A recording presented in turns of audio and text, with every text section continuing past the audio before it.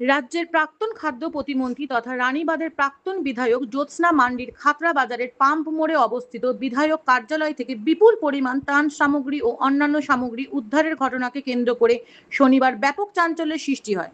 শনিবার দুপুরে বিজেপির কর্মী সমর্থক সহ এলাকার কয়েকজন বাসিন্দা ওই বিধায়ক কার্যালয়ের দরজা ভেঙে ভিতরে প্রবেশ করেন। তাদের দাবি, ভিতরে ঢুকে তারা বস্তায় বস্তায় সরকারি ত্রাণের ত্রিপল, কম্বল, শাড়ি, জামা কাপড়, বিশেষ চাহিদা সম্পন্ন ব্যক্তিদের জন্য বরাদ্দ সাইকেল সহ বিভিন্ন সামগ্রী দেখতে পান। এছাড়াও একাধিক লাঠি, তরোয়াল ও অন্যান্য জিনিসপত্রও সেখানে পড়ে থাকতে দেখা যায় বলে তাদের দাবি। দীর্ঘদিন ব্যবহার না হওয়ার ফলে বহু সামগ্রী উইপোকায় নষ্ট হয়ে গিয়েছে। স্থানীয় বিজেপি নেতৃত্বের অভিযোগ, বর্ষার মরশুমে বহু মানুষ একটি ত্রিপলের জন্য হাহাকার করেছেন, অথচ সরকারি ত্রাণ সামগ্রী দীর্ঘদিন ধরে ওই কার্যালয়ে মজুত করে রাখা হয়েছে। তাদের দাবি, গোপন সূত্রে খবর পেয়ে তারা সেখানে গিয়ে এই সামগ্রী উদ্ধার করেছেন। উদ্ধার হওয়া সরকারি সামগ্রী ব্লক প্রশাসনের হাতে তুলে দেওয়া হবে, যাতে প্রকৃত উপভোক্তারা সেগুলির সুবিধা পান। বিজেপি নেতৃত্বের আরও অভিযোগ, উদ্ধার হওয়া বিপুল সংখ্যক লাঠি বিধানসভা নির্বাচনের সময় রাজনৈতিক উদ্দেশ্যে ব্যবহার এবং বিজেপি কর্মীদের মারধরের জন্য মজুত করে রাখা হয়েছিল। স্থানীয় কয়েকজন মহিলার অভিযোগ, তারা একাধিকবার ত্রিপল, কম্বল সহ বিভিন্ন সরকারি সহায়তার জন্য আবেদন করলেও কিছুই পাননি, অথচ একই সময়ে এত বিপুল পরিমাণ সামগ্রী একটি কার্যালয়ে পড়ে থেকে নষ্ট হচ্ছে। খবর পেয়ে খাতড়া থানার পুলিশ ও কেন্দ্রীয় বাহিনীর জওয়ানরা ঘটনাস্থলে পৌঁছান। এলাকায় ভিড় জমায় প্রচুর মানুষ। পরিস্থিতি নিয়ন্ত্রণে রাখতে পুলিশ মোতায়েন করা হয়েছে। ঘটনার জেরে খাতড়া এলাকায় ব্যাপক শোরগোল শুরু হয়েছে। তবে এ বিষয়ে প্রাক্তন মন্ত্রী জ্যোৎস্না মান্ডি কি প্রতিক্রিয়া জানিয়েছেন সেটা শুনুন। ব্যুরো রিপোর্ট, তারা খবর, বাঁকুড়া।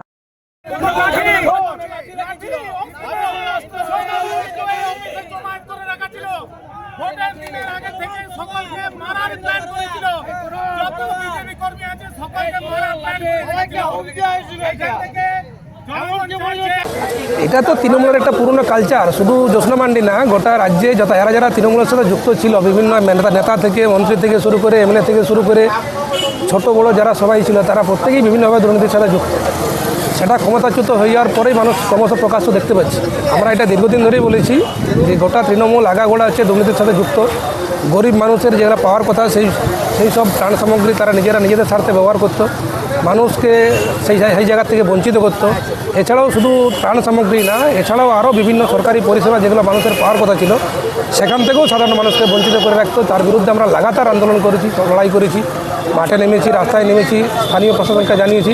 কিন্তু গোটা প্রশাসন সহ যেভাবে তৃণমূল কুষ্ঠিগত করে রেখেছিল, যার ফলস্বরূপ আজকে এই অবস্থা।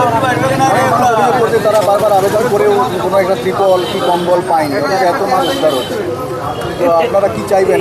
আমরা তো সবসময় চাইব সরকারি সম্পদ, সরকারি ত্রাণ সামগ্রী যেগুলো সাধারণ গরিব মানুষের পাওয়ার কথা, সেই সম্পদ যারা আজকে বার করে নিয়ে যাচ্ছে বা বিভিন্নভাবে যারা আজকে বার করাচ্ছে, তাদের কাছেও আমরা বলতে চাই, যেহেতু গরিব মানুষের পাওয়ার কথা, সেই সম্পদ নিশ্চিতভাবেই সরকারিভাবে গরিব মানুষের মধ্যে বিলিবন্টন করা হোক, এই দাবি আমরা চাই। এখানে তিরপল, কম্বল, সরকারি যে জামা কাপড় যে দেওয়া হয়, সেই জামা কাপড়, যে আমাদের বিশেষভাবে সক্ষম ব্যক্তিদের জন্য যে হুইল চেয়ার, সেই হুইল চেয়ার পাওয়া গেছে। আরও মানে বিভিন্ন সব জিনিস পাওয়া গেছে। সঙ্গে একটা বিশেষ জিনিস পাওয়া গেছে, যেটা হয়তো 2026-এর এই নির্বাচনে যদি উল্টো ফল হতো, তৃণমূল জিততো, প্রচুর সাদা থান পাওয়া গেছে। তাহলে বিজেপির পরিবারের জন্য ওরা আগের থেকে সাদা থান রেডি করে রেখেছিল যে কাকে কাকে মার্ডার করবে। প্রচুর লাঠি পাওয়া গেছে, এখানে তরোয়াল পাওয়া গেছে। এই যে দেখুন, লাঠি, তরোয়াল, সমস্ত অস্ত্র হকি স্টিক থেকে আরম্ভ করে সমস্ত অস্ত্র পাওয়া গেছে। তাছাড়া প্রচুর সরকারি জিনিস যেগুলো সাধারণ জনগণের জন্য সরকারি টাকায় কেনা হয়েছিল, সেই সব পাওয়া গেছে। এরা আসলে আগে যে জিনিসপত্র ছিল সেগুলো অলরেডি ওরা বিক্রি করে দিয়েছিল। শেষ মুহূর্তে ওরা ভেবেছিল যে তৃণমূল ক্ষমতায় আসছে, তার জন্য এই মালগুলো সরাবার ঠিক প্রয়োজন মনে করে নাই। এরপর তৃণমূল ক্ষমতায় যখন আসে নাই, তখন এই মালগুলো বার করবার সুযোগ ওরা পায়নি। আজকে আমরা সেই মালগুলো এইখান থেকে বার করলাম এবং প্রশাসনের হাতে তুলে দেবো।